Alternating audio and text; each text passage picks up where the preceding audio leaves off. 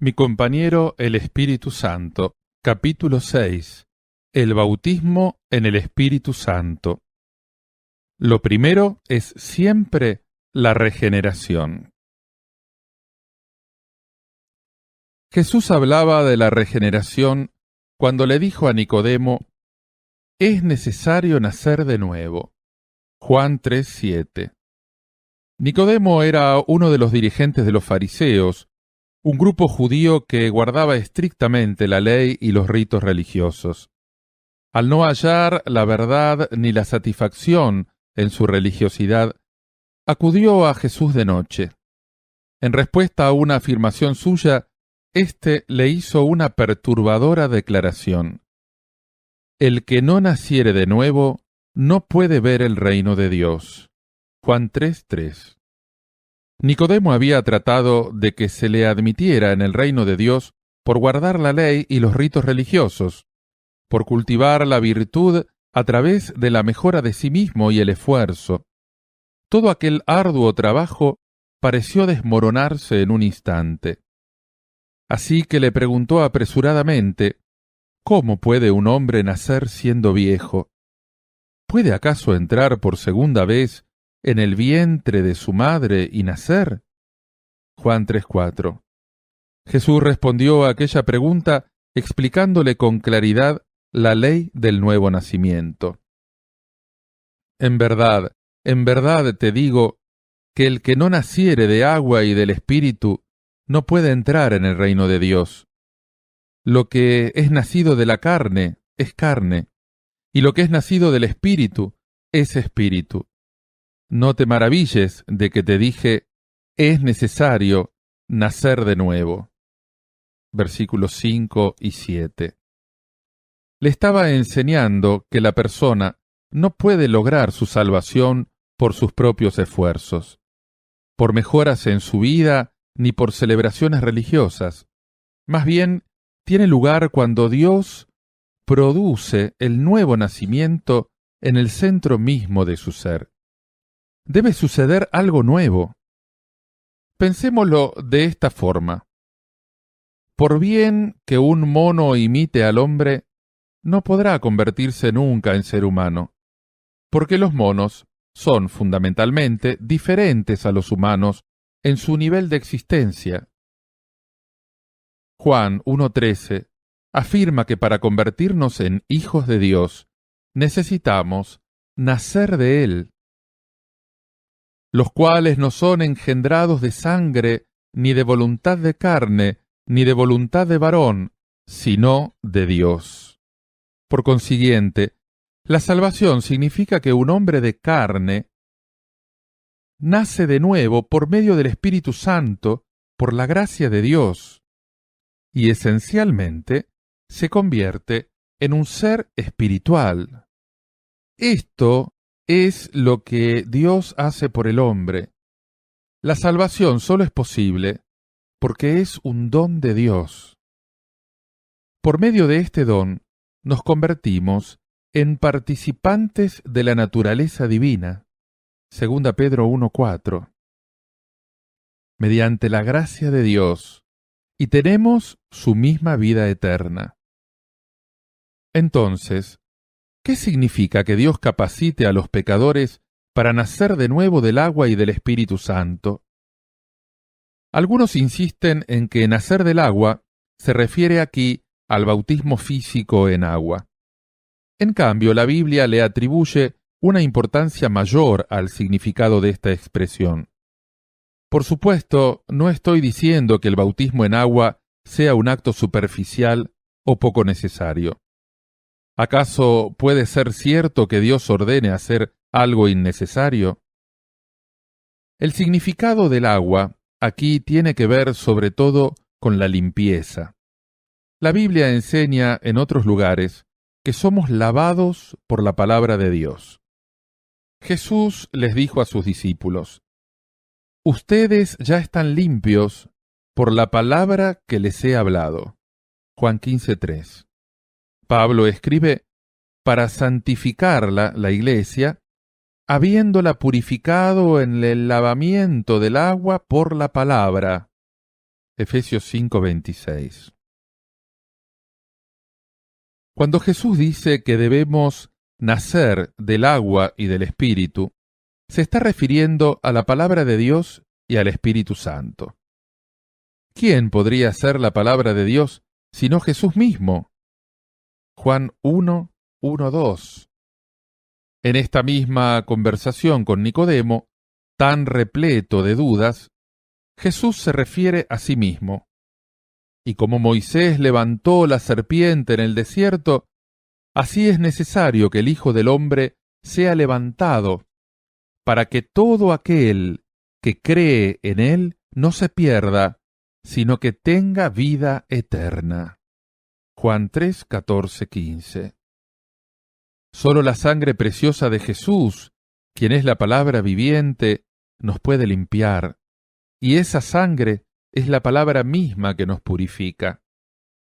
Ahora bien, Jesús dijo que nacemos de nuevo del agua, o sea, de la palabra, y del Espíritu. Entonces, ¿qué hace el Espíritu? Ezequiel 36:26 describe hermosamente la forma en que los pecadores son transformados en nuevas criaturas por el Espíritu de Dios. Les daré un corazón nuevo y pondré un espíritu nuevo dentro de ustedes. Y quitaré de su carne el corazón de piedra y les daré un corazón de carne. Ezequiel 11:19. Hoy en día no se puede comprender ni explicar a nuestro Salvador Jesucristo sino por medio del Espíritu Santo, el autor de los milagros de salvación. Él es el agente administrativo de la salvación divina. Al convencernos de pecado por medio de la palabra y revelarnos a Cristo, quien se convierte en nuestra justicia y declara el juicio de Satanás. Juan 16:8. En Juan 16:14, Jesús señala que Él se revela a sí mismo solamente por medio del Espíritu Santo. Él me glorificará, porque tomará de lo mío y se lo hará saber.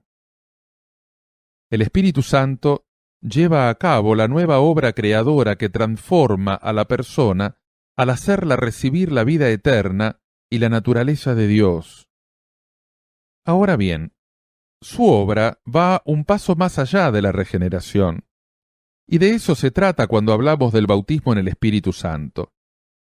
La experiencia de la regeneración es distinta de la del bautismo en el Espíritu Santo. Por supuesto, ambas pueden tener lugar en el mismo momento, pero en otros casos pasa un intervalo de tiempo entre las dos experiencias. Veamos en la Biblia la diferencia entre la regeneración y el bautismo en el Espíritu Santo. En la Biblia se hace clara mención de creyentes nacidos de nuevo que no habían recibido el bautismo en el Espíritu Santo.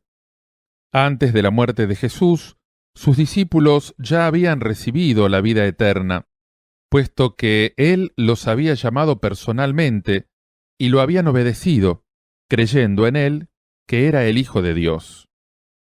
Jesús dijo: en verdad les digo, el que oye mi palabra y cree al que me envió, tiene vida eterna. Juan 5:24.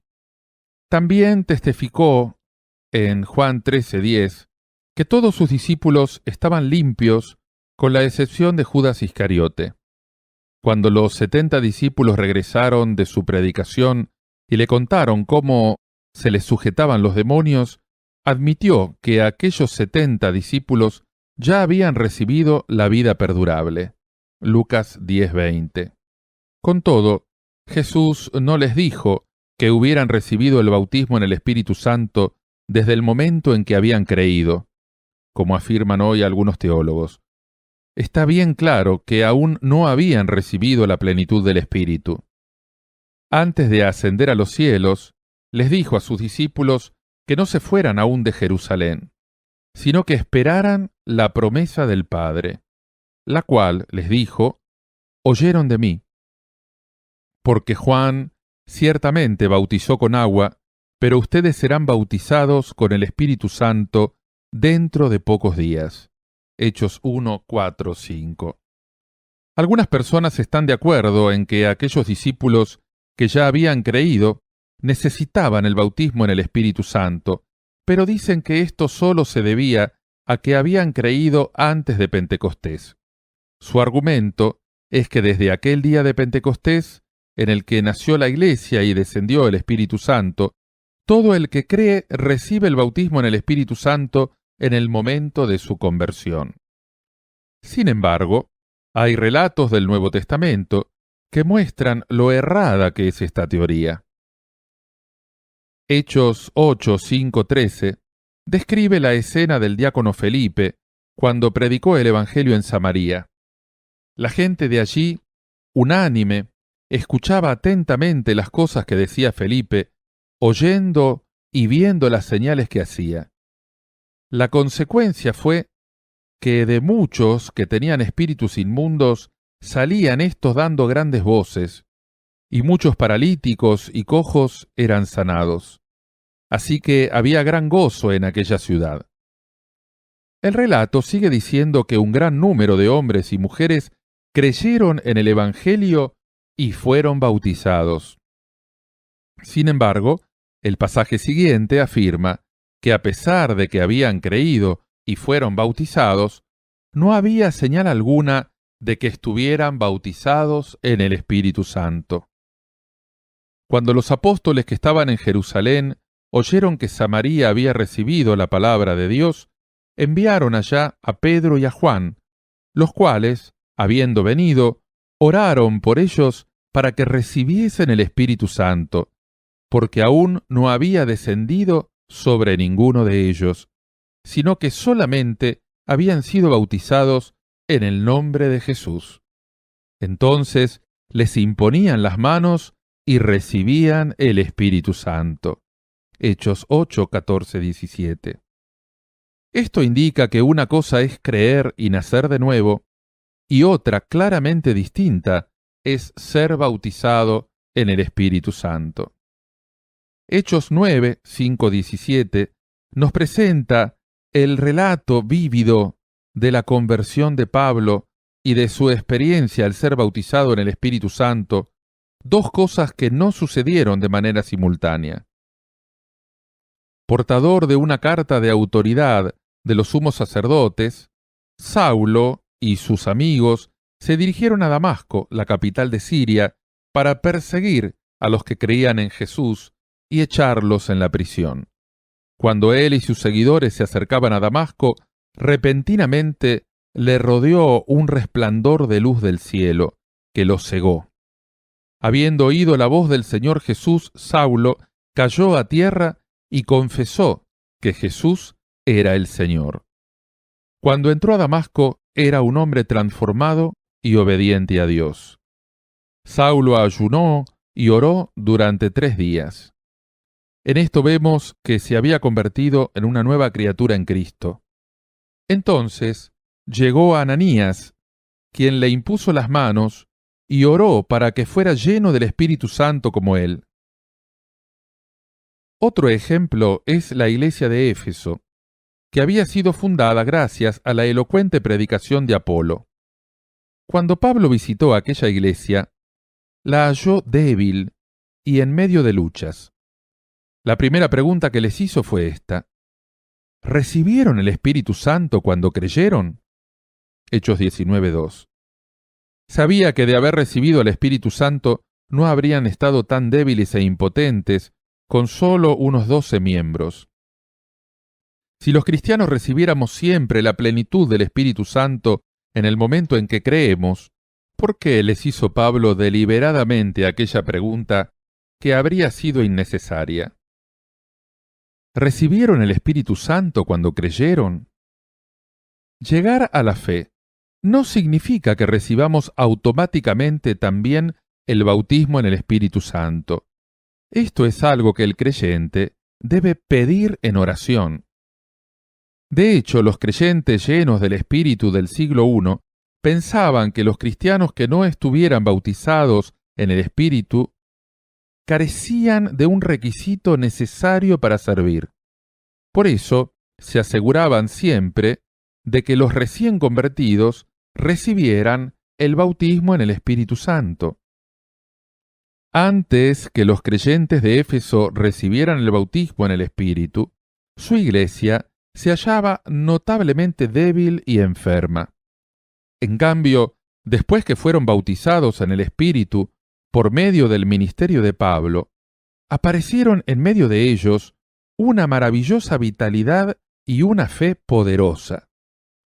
Al cabo de algún tiempo, se convertiría en una iglesia famosa que llenaría toda Asia Menor con la palabra de Dios. Cuando estudiamos todos estos relatos, llegamos a la conclusión de que la regeneración y el bautismo en el Espíritu Santo son dos experiencias claramente distintas. La regeneración es la experiencia mediante la cual recibimos la vida del Señor al ser injertados en el cuerpo de Cristo por medio del Espíritu Santo y de las Escrituras.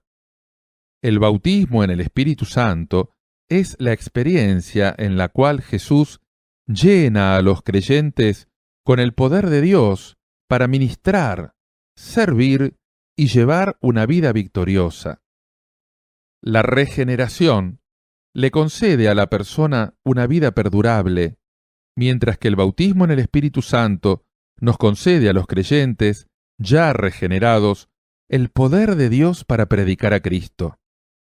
Los cristianos de hoy no son débiles, enfermos y sin vida porque no hayan nacido de nuevo, sino porque no han recibido la plenitud del Espíritu Santo, el increíble poder de Dios para servir. Sin el bautismo en el Espíritu Santo, la Iglesia de hoy nunca podrá desplegar el poder de Dios tal como lo hizo la Iglesia del siglo I, un poder combativo, retador y victorioso para evangelizar a toda una generación. Por esta razón, es necesario que renunciemos a la excusa necia, débil y letárgica de que todos los creyentes son bautizados en el Espíritu Santo en el mismo instante en que creen. En lugar de esto, debemos orar para recibir la plenitud del Espíritu. ¿Qué prometió Dios?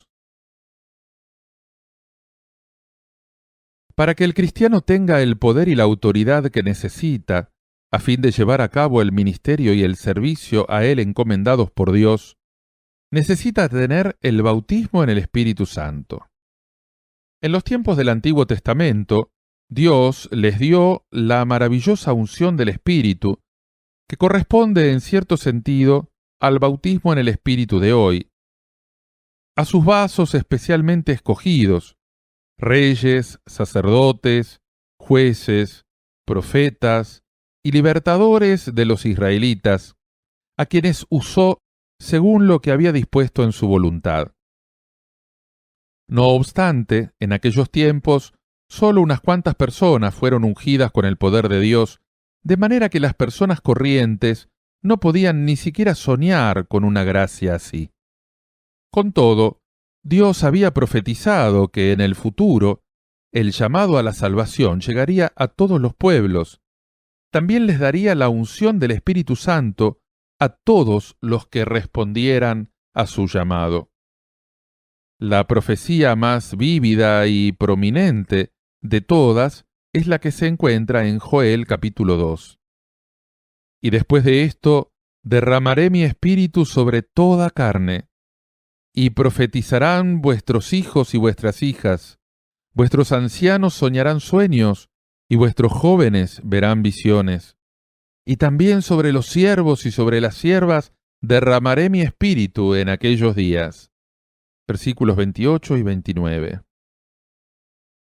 La sobresaliente y maravillosa afirmación de esta profecía es que Dios declara a través del profeta Joel que en el futuro no limitaría la salvación solo a Israel, sino que estaría abierta a todos, cualesquiera que fueran su nación, raza o condición social.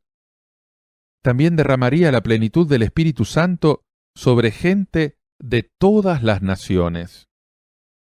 Joel era un profeta de Judá que vivió unos 770 años antes de Cristo. Los judíos de aquellos días eran extremadamente exclusivistas. Solo los israelitas eran el pueblo escogido por Dios. Jehová Dios no era el Dios de los gentiles, por consiguiente, no se podría convertir en el Salvador de esos gentiles. En un clima como esta profecía indicaba que en un futuro Dios derramaría su espíritu no solo sobre el pueblo judío, sino sobre toda carne. No habría distinción alguna por sexo o edad. Hasta prometió que les daría su espíritu a los humildes siervos y siervas, a esos prisioneros tomados de pueblos extranjeros y esclavos comprados con dinero. La gente maltratada y despreciada que ocupaba la posición más inferior de la sociedad judía. Unos 800 años después, esta profecía se cumplió de manera literal. 40 días después de resucitar, Jesús les ordenó a sus discípulos que se quedaran en Jerusalén. Les mandó que no se fueran de Jerusalén, sino que esperasen la promesa del Padre, la cual, les dijo, oyeron de mí. Porque Juan ciertamente bautizó con agua, pero ustedes serán bautizados con el Espíritu Santo dentro de pocos días.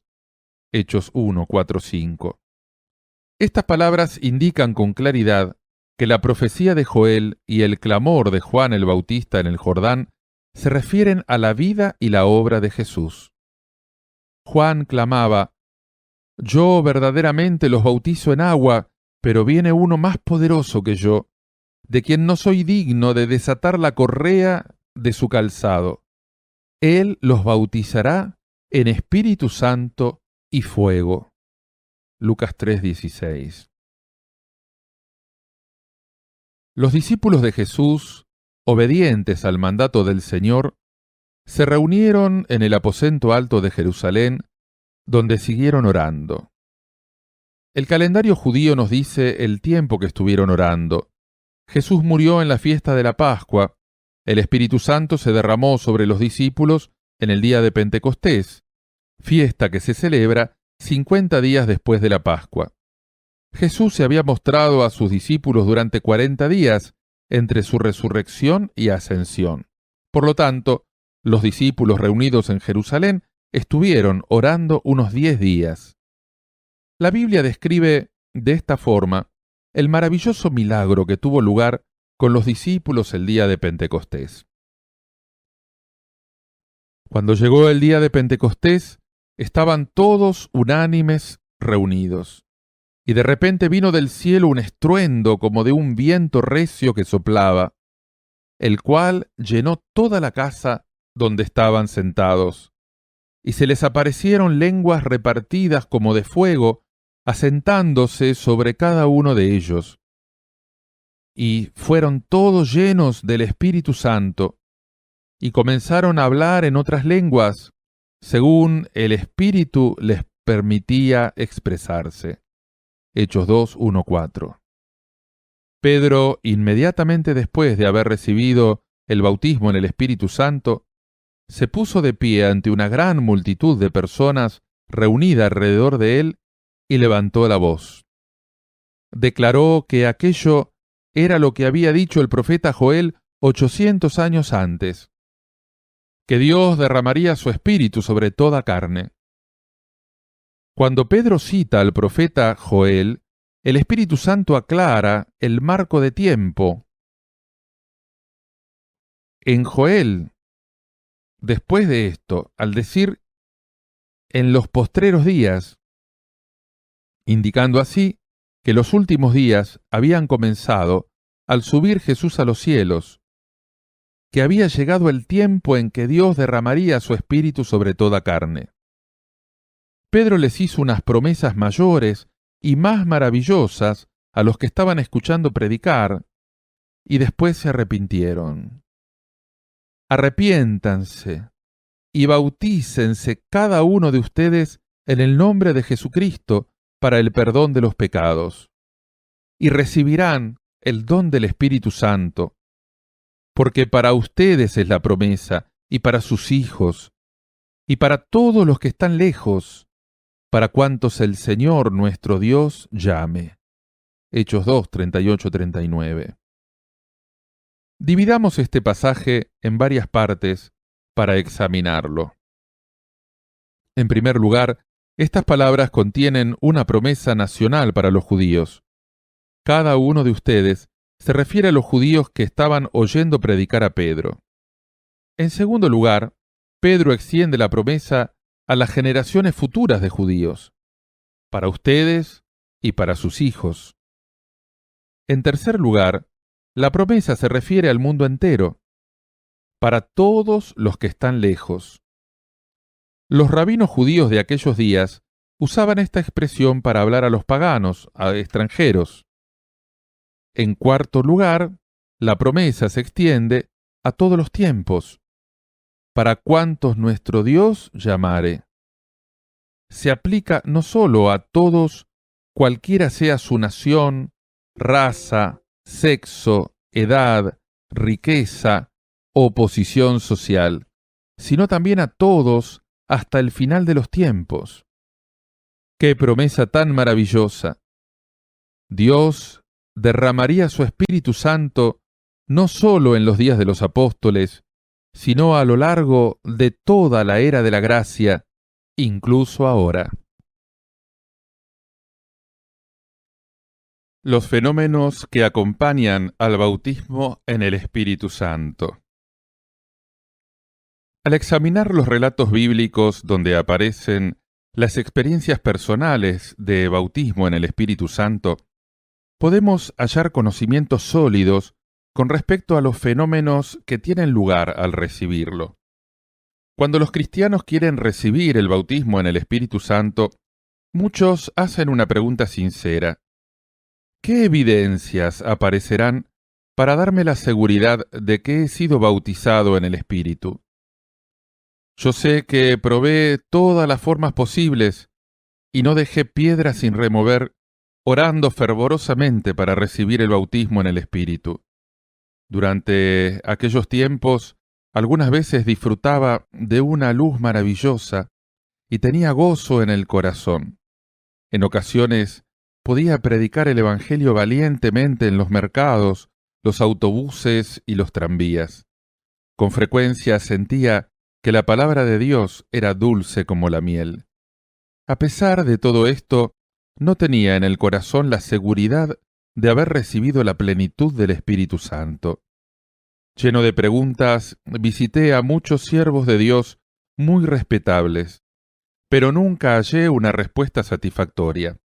Finalmente, decidí buscarla en la palabra de Dios. ¿En qué partes de la Biblia hallaría las enseñanzas relacionadas con el bautismo en el Espíritu Santo? El material parecía limitado. En el Antiguo Testamento y en los Evangelios aún no había venido el Espíritu Santo porque Jesús no había sido aún glorificado. Juan 7:39.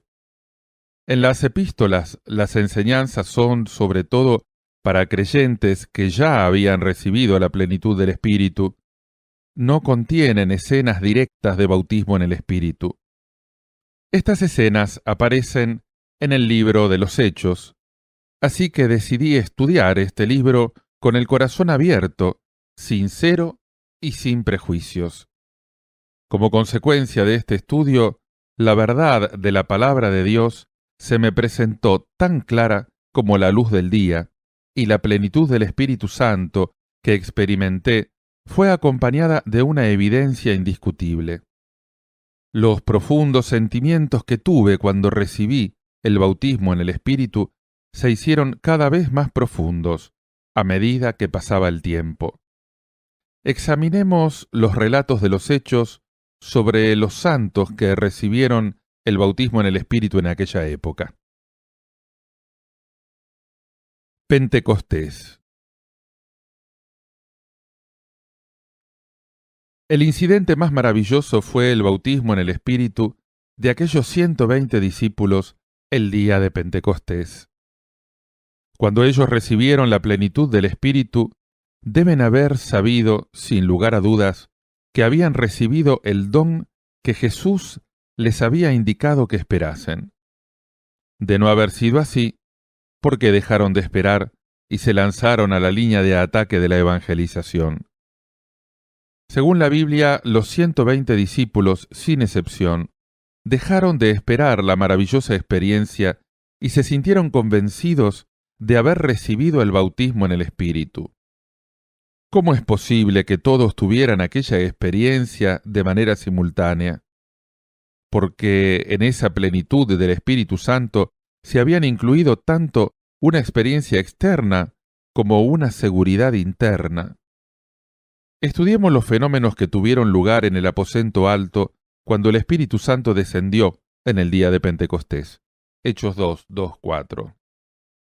Primero, de repente vino del cielo un estruendo como de un viento recio que soplaba. Segundo, se les aparecieron lenguas repartidas como de fuego, asentándose sobre cada uno de ellos. Tercero, y fueron todos llenos del Espíritu Santo, y comenzaron a hablar en otras lenguas, según el Espíritu les permitía expresarse. A partir de la progresión anterior, vemos que antes de experimentar el bautismo en el Espíritu Santo, los discípulos oyeron un viento recio y vieron lenguas repartidas como de fuego. Entonces, la señal de las lenguas acompañó a la experiencia de recibir por vez primera la plenitud del Espíritu Santo. Con estas señales, la experiencia de los 120 al recibir el bautismo en el Espíritu quedó firme, más allá de toda duda. Sabiendo lo sucedido, Pedro, en representación de todos, habló ante la muchedumbre reunida, refiriéndose a Jesús. Dijo: Así que, exaltado por la diestra de Dios, y habiendo recibido del Padre la promesa del Espíritu Santo, ha derramado esto que ustedes ven y oyen. Hechos 2:33. Quería decir que había prueba objetiva de la experiencia del bautismo en el Espíritu Santo.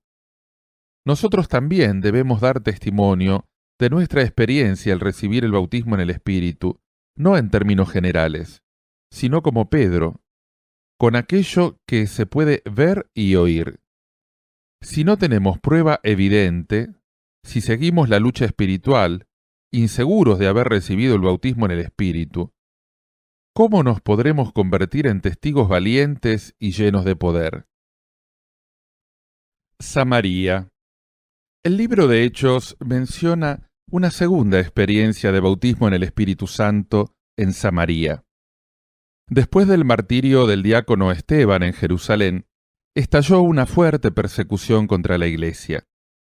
La mayor parte de ella, con excepción de los apóstoles, se dispersó por las regiones de Judea y Samaria. Felipe fue a la ciudad de Samaria y predicó a Cristo. El resultado fue que muchos creyeron en él y fueron bautizados en agua. Muchos que estaban poseídos por espíritus impuros fueron liberados, muchos paralíticos y cojos fueron sanados. Hechos 8:5-8. A pesar de estos milagros, la gente no estaba recibiendo el bautismo en el Espíritu Santo. La Biblia dice: Cuando los apóstoles que estaban en Jerusalén oyeron que Samaria había recibido la palabra de Dios, enviaron allá a Pedro y a Juan, los cuales, habiendo venido, oraron por ellos para que recibieran el Espíritu Santo, porque aún no había descendido sobre ninguno de ellos, sino que solamente habían sido bautizados en el nombre de Jesús. Entonces les imponían las manos y recibían el Espíritu Santo. Hechos 8:14-17. Usted se preguntará, ¿pero hubo señales externas cuando los creyentes de Samaria recibieron el bautismo en el Espíritu Santo? Si miramos con más profundidad en la palabra, notaremos que sucedieron algunas cosas poco corrientes en aquel día. Un mago llamado Simón asistió a la gran campaña de salvación y sanidades de Felipe, y se sintió profundamente conmovido al ver revelado el poder de Dios. Aceptó a Jesús como Salvador e incluso se bautizó. Entonces llegaron Pedro y Juan de Jerusalén, impusieron las manos sobre los creyentes, y éstos recibieron el bautismo en el Espíritu. Ahora Simón estaba tan asombrado por esto que les ofreció dinero, diciéndoles: «Denme también a mí ese poder, para que cualquiera a quien yo impusiese las manos reciba el Espíritu Santo».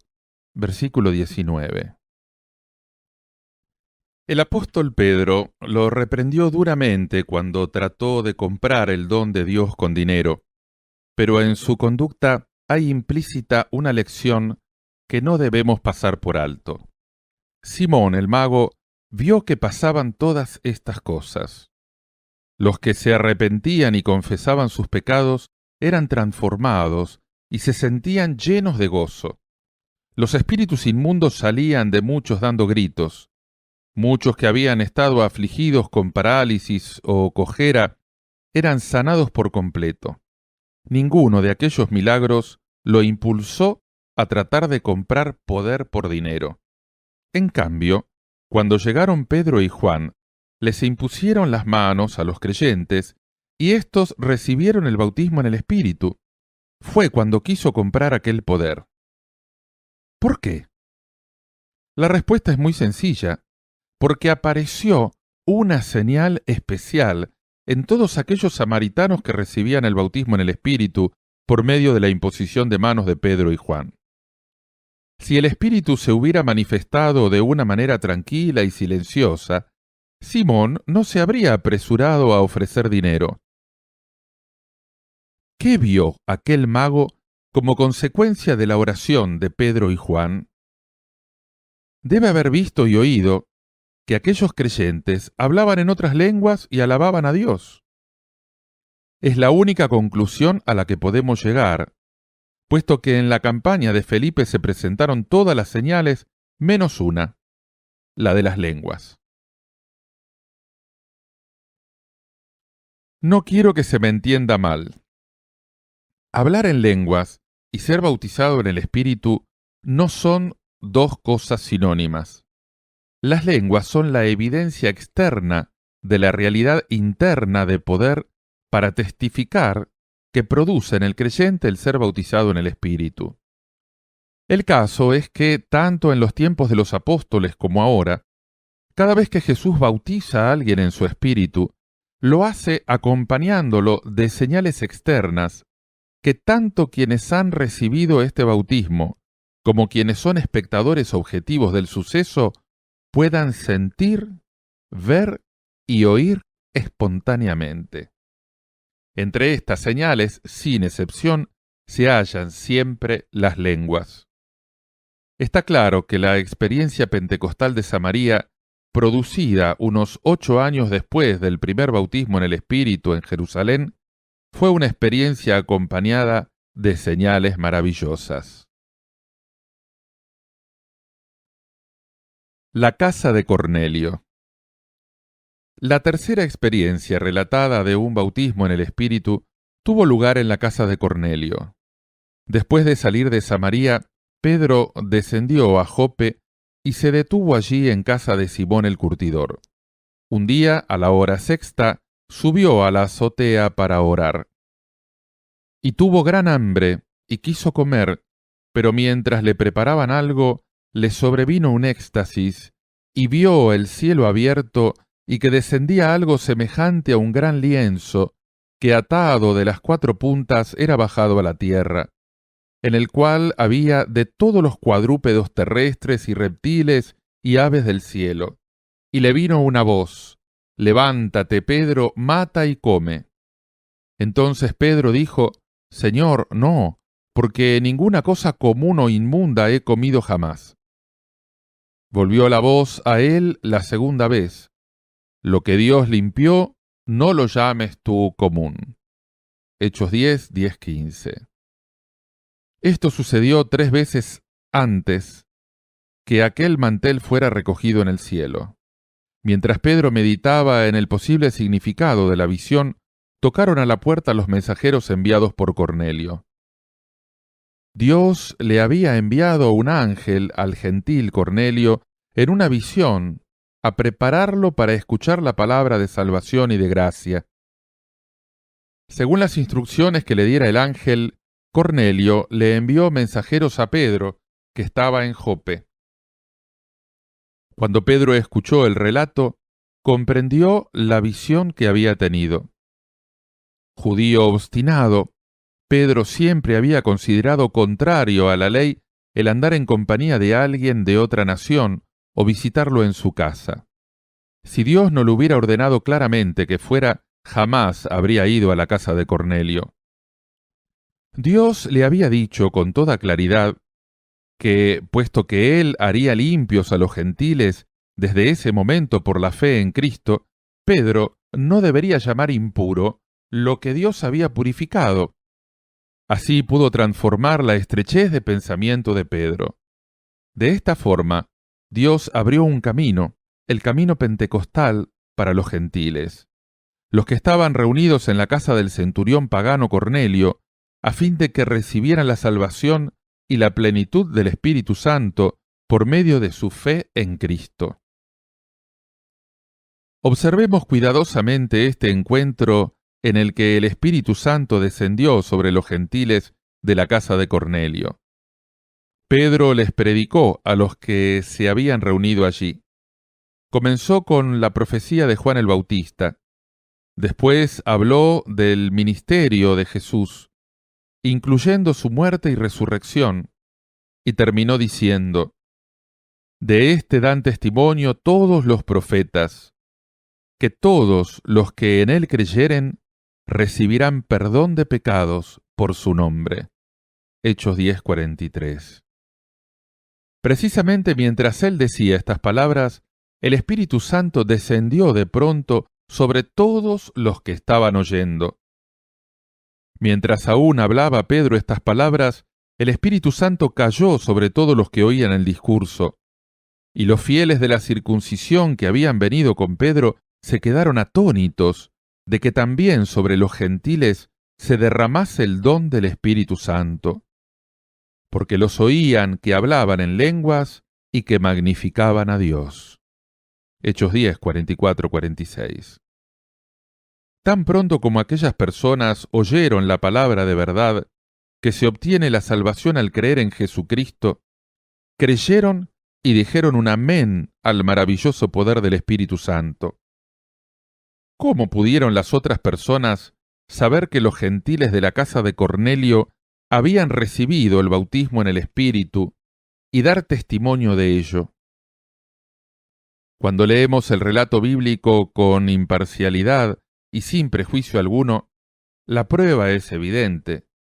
A pesar de que en su testarudez los judíos creían que la salvación y la plenitud del Espíritu no eran para los gentiles, la obra de Dios se desarrolló tan maravillosamente que no la pudieron negar, porque los oían que hablaban en lenguas y que magnificaban a Dios.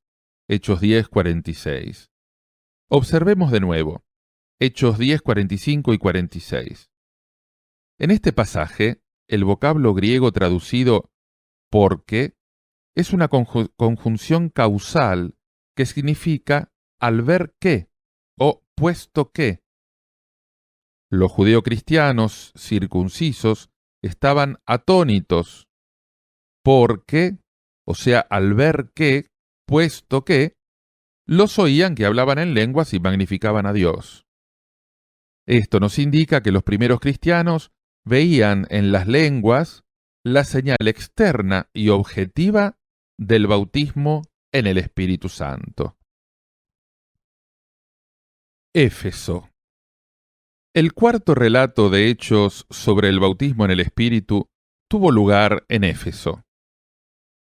Habían pasado unos 40 años desde el primer derramamiento del Espíritu Santo en el aposento alto de Jerusalén, el día de Pentecostés. Los discípulos llenos del Espíritu predicaban ahora el Evangelio con fortaleza, revestidos de gran poder de lo alto. Como consecuencia tenían que soportar numerosas persecuciones y tribulaciones, pero nada podía detenerlos. El Evangelio había sacudido a Judea, se había extendido hasta Samaria, ahora avanzaba hacia los confines de la tierra, gracias en gran parte a los esfuerzos del apóstol Pablo. Antes de convertirse en cristiano y apóstol, Pablo, conocido entonces como Saulo, había perseguido a la iglesia con fiera pasión. Había capturado a los creyentes para arrojarlos en prisión e incluso algunos habían perdido la vida. Con todo, había una escena que no podía olvidar: el apedreamiento del diácono Esteban. Mientras le lanzaban piedras y lo maltrataban con palabras ofensivas, Esteban no manifestó resistencia ni deseos de venganza. Su rostro brillaba como el de un ángel. Había muerto orando para que Dios perdonara y bendijera a los que lo apedreaban. Saulo no había podido comprender aquella escena. Sin embargo, la persecución de la iglesia por parte suya y la opresión que ejercía sobre los creyentes se volvían cada vez más feroces. Con una autorización especial del sumo sacerdote de Jerusalén, iba de camino para lanzar el caos sobre la iglesia de Damasco, cuando otra experiencia lo sacudió por completo. Las Escrituras la relatan en detalle. Mientras viajaba hacia Damasco, lo rodeó una luz celestial. Se dice que el sol resplandeciente del mediodía de Damasco es como una lluvia de luz. Sin embargo, la luz que brilló sobre Pablo era más brillante aún, e hizo que quedara ciego y cayera por tierra.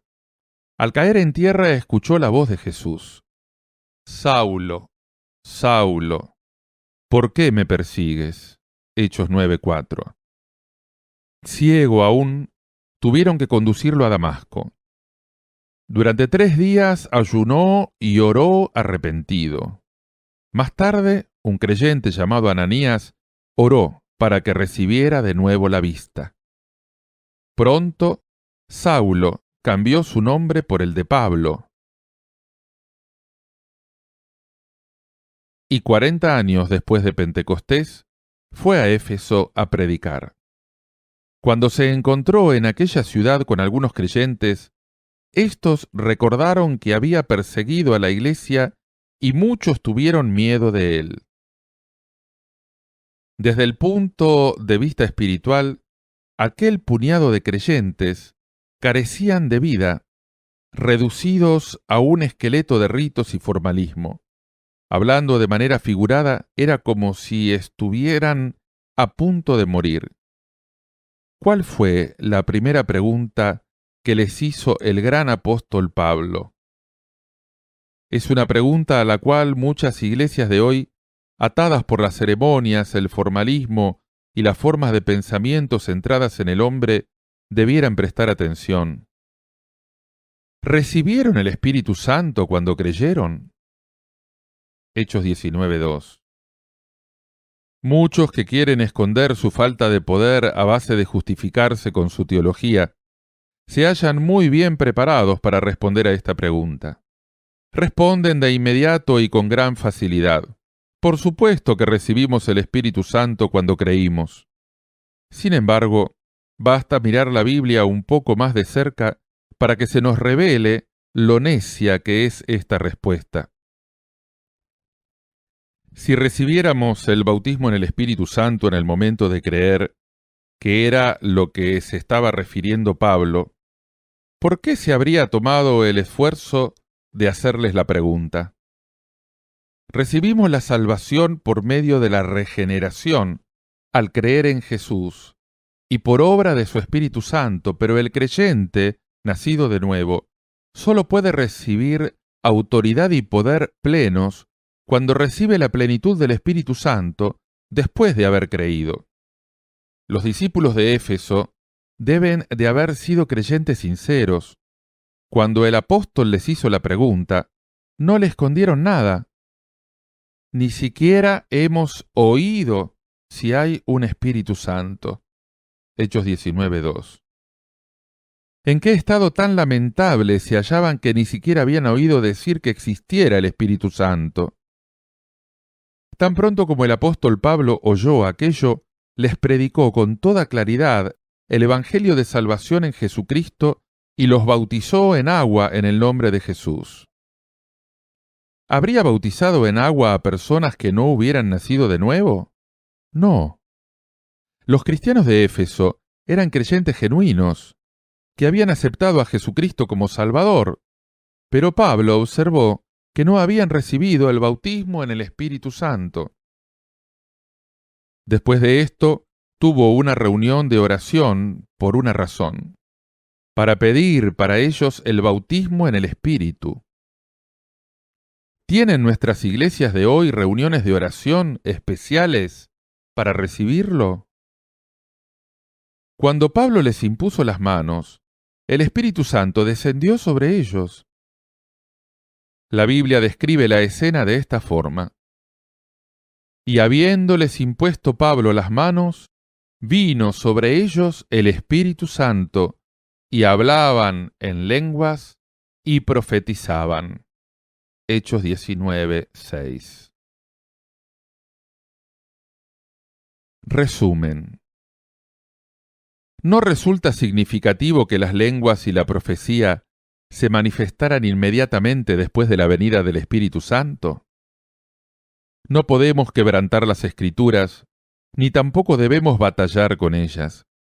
Cuando estudiamos las escenas en las que el Espíritu Santo se derramó a principios de la iglesia primitiva y de la vida de la iglesia, llenando la vida de los creyentes, solo podemos encontrar una señal común indiscutible.